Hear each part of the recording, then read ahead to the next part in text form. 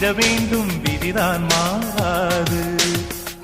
என் பேரின் பின்னே நீ சேர வேண்டும்.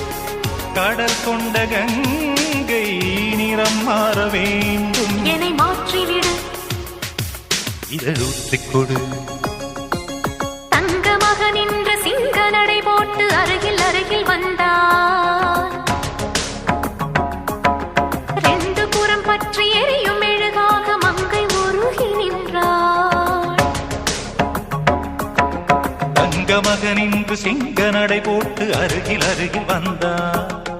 ரெண்டு புறம் பற்றி எரியும் மெழுகாக மங்கை உருகி